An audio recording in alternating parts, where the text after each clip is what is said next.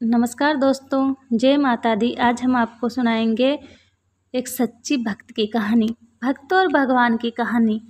एक बार एक राजा ने भगवान श्री कृष्ण का मंदिर बनवाया और उसमें पूजा पाठ करने के लिए एक पुजारी को लगा दिया।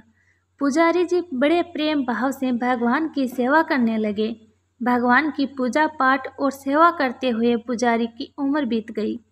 राजा रोज वहां दर्शन के लिए आता था, लेकिन इससे पहले वह अपने सेवक के साथ एक फूलों की माला बेचता था, जिसे वह पुजारी जी भगवान को पहनाता और जब राजा दर्शन के लिए आते थे तब आशीर्वाद स्वरूप भगवान के गले से उतारकर राजा को पहना देता था। रोज का यही नियम था। एक दिन राजा किसी कारणवश मंदिर नहीं जा सका। उसने सेवक के हाथ माला भिजवाई और पुजारी जी को संदेशा भिजवाया कि राजा आज मंदिर नहीं आ पाएंगे। सेवक माला देकर और संदेशा कहकर चला गया।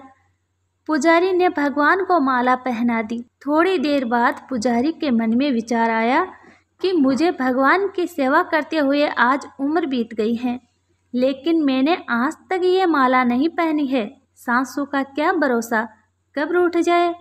भगवान ने आज मुझ पर कृपा करी है, तो क्यों ना ये माला आज मैं ही पहन लूं। ऐसा सोचकर पुजारी ने वह माला भगवान के गले से उतारकर खुद पहन ली।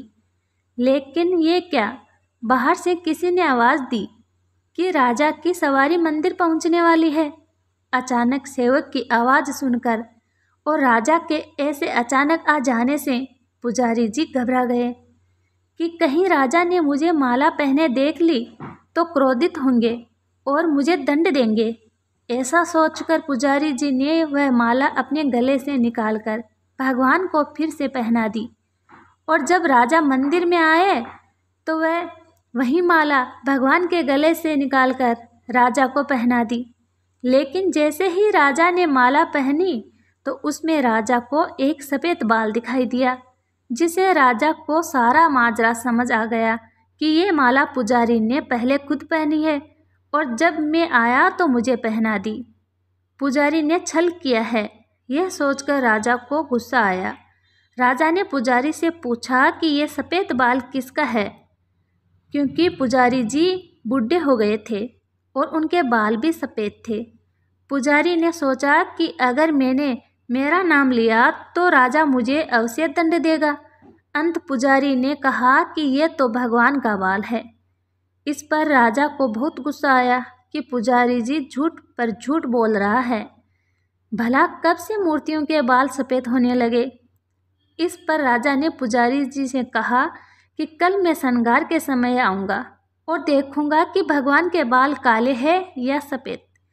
अगर भगवान के बाल काले निकले तो पुजारी जी तुझे इस पाप के लिए मृत्युदंड दिया जाएगा।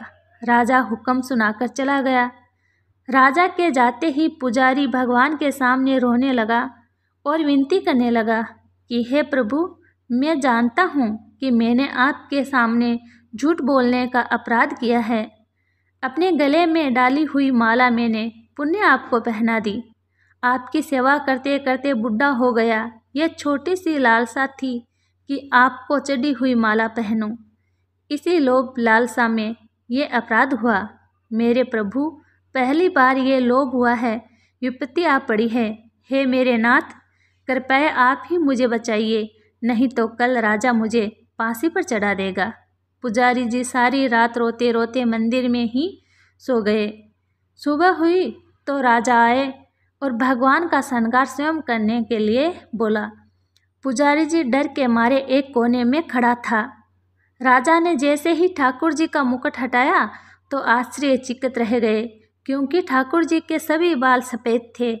राजा को लगा कि पुजारी ने जान बचाने के लिए बालों को सफ़ेद कलर से रंग दिया होगा। अंत राजा ने बालों की जांच करने के लिए ठाकुर जी का एक बाल पकड़कर जोर से खींचा तो वहाँ से रक्त की धार बहने लगी। यह सब देखकर राजा घबरा गए और भगवान के पैर पकड़ लिए और क्षमा याचना करने लगा।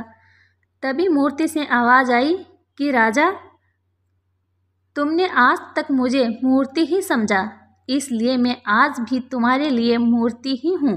पुजारी मुझे साक्षात भगवान समझता है।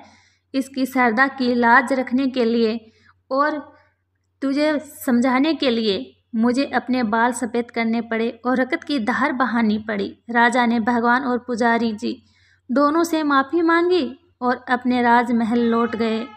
आशा करती हूँ कि आपको ये खूबसूरत कहानी, सच्ची भक्त की कहानी बहुत पसंद आई होगी। अगर आपको ये कहानी पसंद आई है तो हमें कमेंट करके ज़रूर बताइएगा।